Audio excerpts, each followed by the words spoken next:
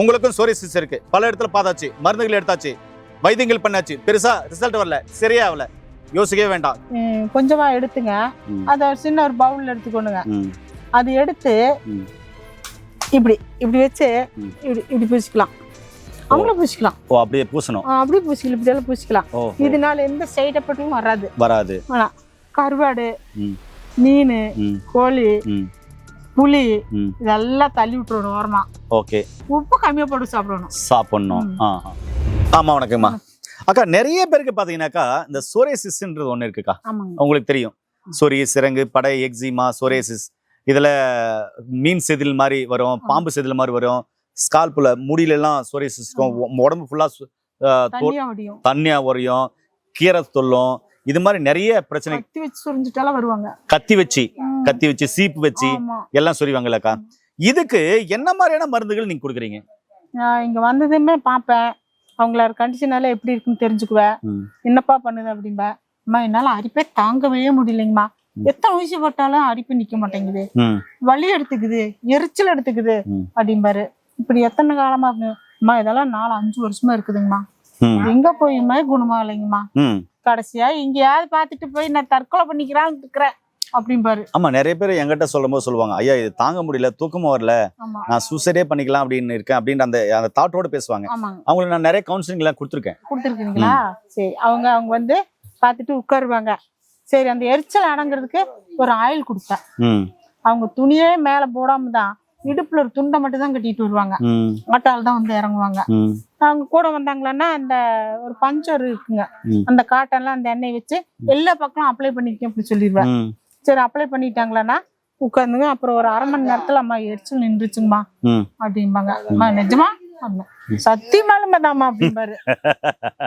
சரி சரி சரி. அப்புறம் சரிப்பா, சரி நான் குடுக்கறதெல்லாம் கரெக்டா சாப்பிடுவீங்களா?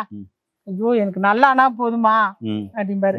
நான் அதுக்கு தகுந்த மாதிரி என்ன பண்ணுவேங்கன்னா இந்த பேதி மாத்திரை கொடுத்துருவேன். நண்பர்களே, ஃபர்ஸ்ட் வரவங்களுக்கு இந்த பேதிக் மாத்திரை கொடுப்பீங்களா? பேதிக் மாத்திரை தான் ஃபர்ஸ்ட் கொடுப்பேன். இதுல 2, 4, 6, 8, 10, 12 மாத்திரைக்கு போலக்குது. இன்னைக்கு ஃபர்ஸ்ட் அன்னைக்கு 6 மாத்திரை சாப்பிட்டுறணுங்க. 12 மாத்திரை 6 மாத்திரை. ஆமா. அடுத்த நாள் ஒரு நாள் விட்டு ஒரு நாள் அந்த 6 மாத்திரை எடுத்துக்கோணுங்க.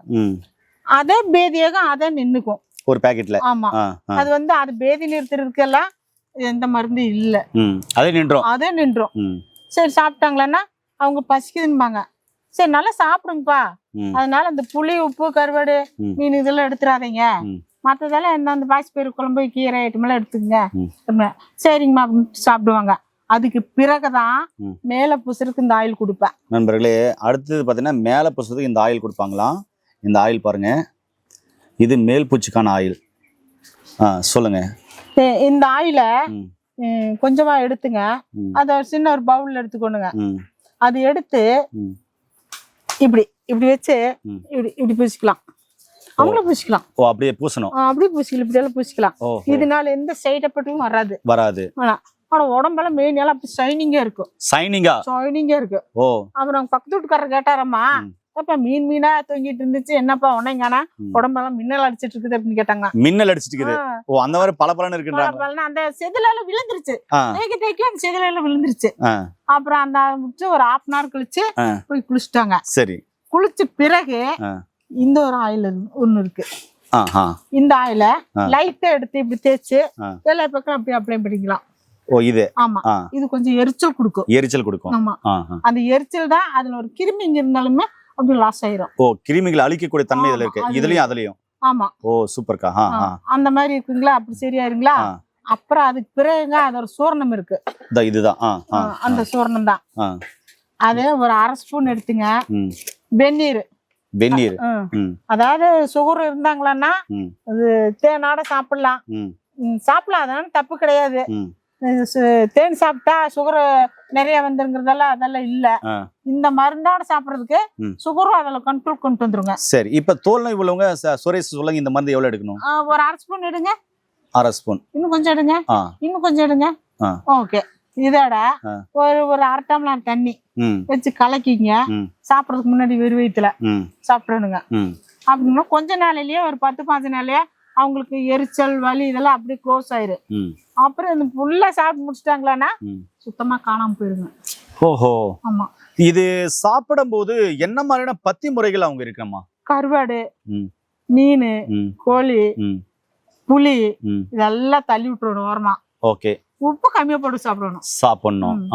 எல்லாம் கரெக்டா இருந்துட்டாங்களா எனக்கு வியாதியே இல்ல அப்படின்றவாரு. நேத்து கூட யாரா பக்கத்துல இல்லங்க, நாங்க வெளியில போயிட்டோம்.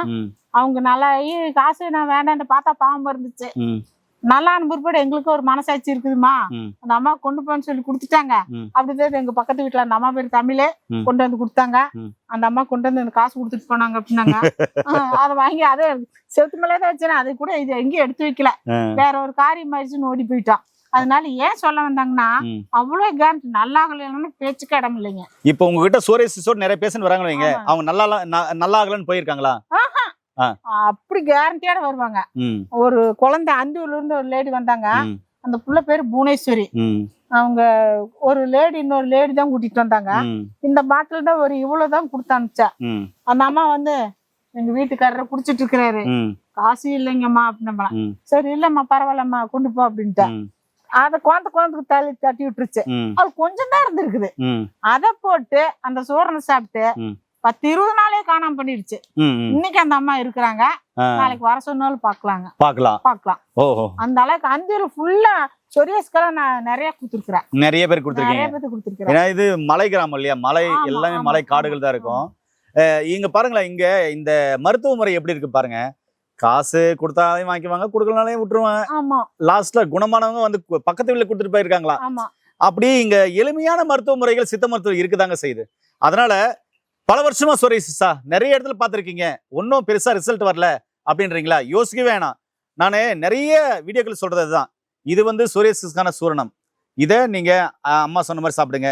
இந்த ஆயிலை நீங்க அப்ளை பண்ணிக்கோங்க, இந்த ஆயிலும் நீங்க அப்ளை பண்ணிக்கோங்க. இது வந்து உங்களுடைய குடலை சுத்தம் பண்றது, சிறுகுடல் பெருங்குடல் மலவாயை சுத்தம் பண்றதுக்கான ஒரு அற்புதமான மூலிகை. இதை எடுத்துட்டு அதுக்கப்புறம் இதை ஸ்டார்ட் பண்ணுங்கன்னு சொல்றாங்க. அம்மா சொன்னாங்க என்ன மாதிரியான பத்திய முறைகள் இருக்கணும் போது சொன்னாங்க. கருவாடு, கத்திரிக்காய், மீன், அகத்திக்கீரை, பாவக்காய், மொச்சக்கொட்டை, புளி அதிகமாச்சு சாப்பிட்றதெல்லாம் கூடாதுன்னு சொல்லியிருக்காங்க. அதனால இங்க பாருங்க, ரொம்ப சிம்பிளுங்க. உங்களுக்கு எத்தனை வருஷம் சோரியாசிஸ் இருந்தாலும் சரி, உங்க அருகில் இருக்க ஒரு சித்தா டாக்டர் கன்சல்ட் பண்ணி அவங்க கிட்ட தொடர்ந்து ட்ரீட்மெண்ட் எடுத்தீங்கன்னா கண்டிப்பா சோரியாசிஸ் மட்டும் இல்லைங்க, எல்லா நோயும் படிப்படியா சரி பண்ணிட முடியும். சித்த மருத்துவத்தில் அதுக்கான சிறப்பான சிகிச்சை இருக்குன்னு தான் சொல்ல வரேன். அதனால உங்களுக்கும் சோரியாசிஸ் இருக்கு, பல இடத்துல பார்த்தாச்சு, மருந்துகள் எடுத்தாச்சு, வைத்தியங்கள் பண்ணாச்சு, பெருசா ரிசல்ட் வரல, சரியா ஆகல, யோசிக்கவே வேண்டாம். கீழே போற நம்பர் கால் பண்ணுங்க.